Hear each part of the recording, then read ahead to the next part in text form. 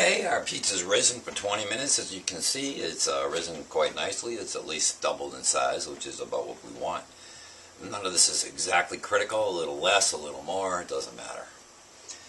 One thing you want to remember at this point is to preheat your oven now while you're assembling the pizza. The oven can be preheating. Set it at 425. The time doesn't matter. You want ample time. You don't want to cook this pizza on a timer. You want to watch the pizza periodically while it's baking. So just give yourself plenty of time on your oven if it has a timer setting, and set it to 425. I've also cooked at 430. You can experiment with 425 and 430. Okay. Back to our perforated pizza pan. We want to oil it generously with olive oil. You can use canola oil if you don't like the taste of the olive oil. Vegetable oil, any kind of oil you like. I like the taste of the olive oil. We're going to oil this liberally. If you're using a perforated pizza pan, naturally some of this oil is going to go through. You'll have to clean it. Just be prepared for that. The oil will help debrowning of the crust as it bakes, and also allows easy manipulation of the dough once it's on the pan. It will spread easily because it's oiled. Okay, that's good.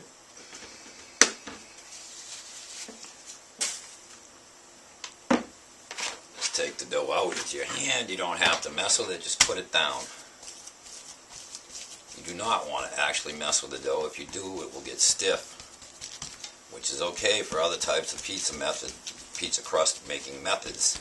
For this particular method, we don't want it to work, and it's not necessary. You see how quickly the dough is formed? I'm trying to leave a nice little ridge here to hold our sauce and cheese in, like you'd have on any good pizza.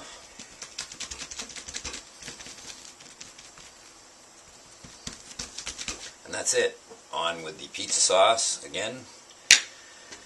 I often like to make my own gourmet pizza sauce, but as I said before, if the crust is good, trust me, just using store-bought pizza sauce, it'll taste great.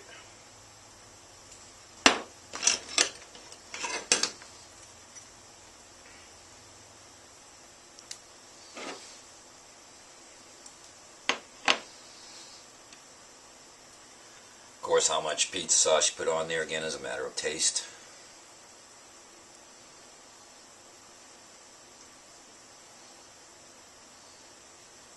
I never make any pizza the same way 2 times in a row.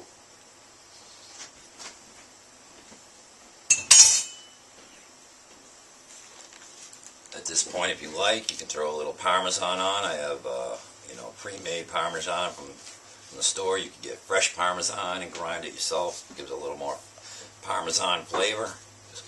What you can do is basically limitless.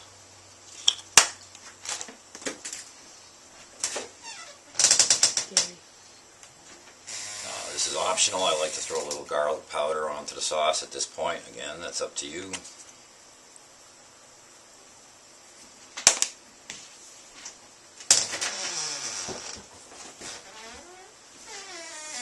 I'm going to throw a few crushed peppers on there.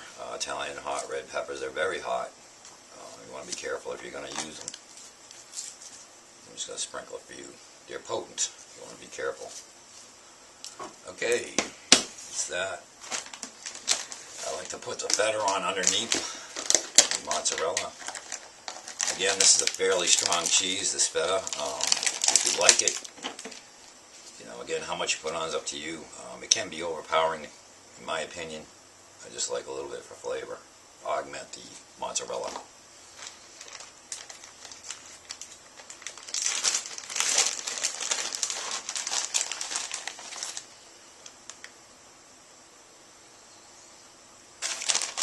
By the time you're done assembling the pizza, the preheating process will be good enough. You can slap it right in the oven, 425 or 430.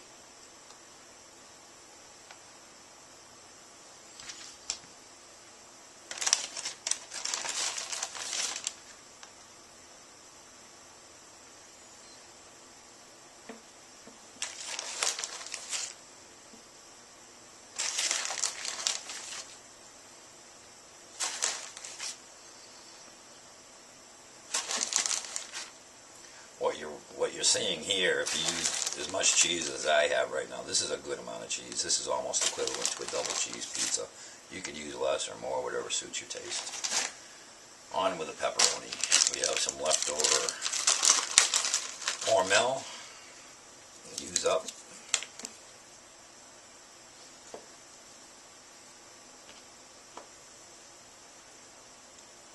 And we have a new bag of Armour pepperoni, which I actually prefer a little more. It seems to have a little more pepperoni kick than the Hormel.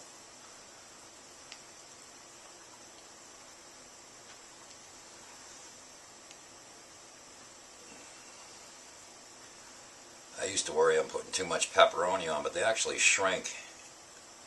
I don't really like to overlap my pepperoni. You can, but fully covering the pizza with pepperoni like this is, after it bakes, is actually not too much pepperoni. They do shrink.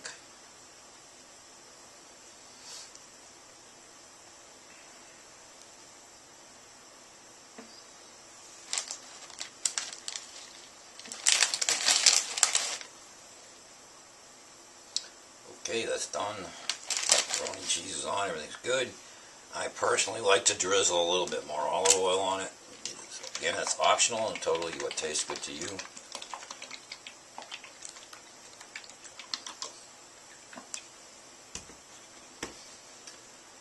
I'm going to be placing this on the center rack of the oven, which, as we said twice now, is preheated to either 425 degrees Fahrenheit or 430.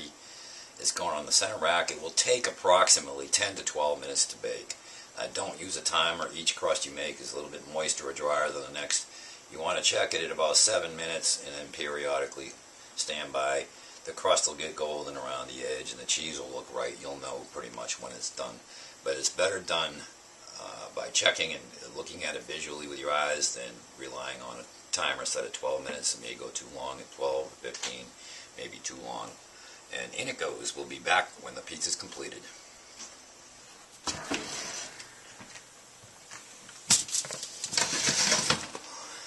Okay, I've waited about 7 or 8 minutes, and the crust is starting to brown, as you can see. At least I hope you can. This pizza's about 2 to 5 minutes away from being done, and this is why I say you want to check. You don't want to overcook it. I'd say 2 to 5 is good. We'll put it back for about 2 to 5 minutes.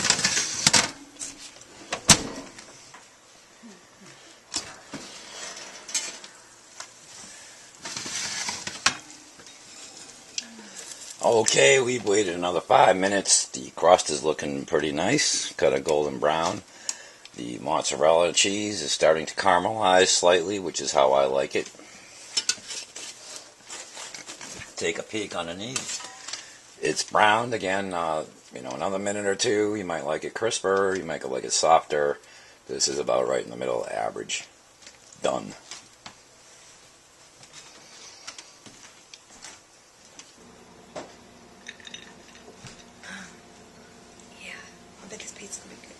All right, that looks good. I'm hungry. It better be good or I'm calling Uncle Guido. Let's try it. Let's dig in.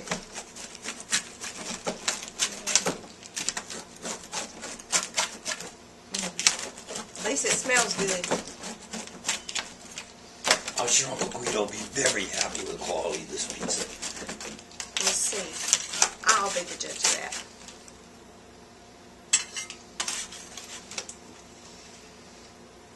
Sir, your plate. I have it here.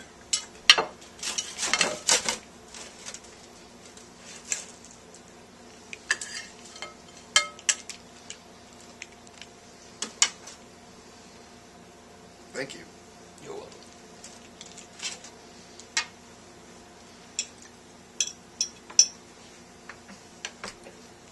Smells great.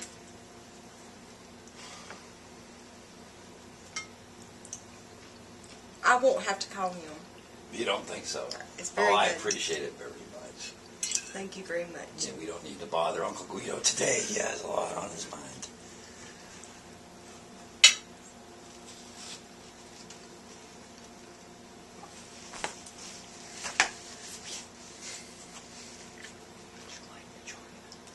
Would you like to join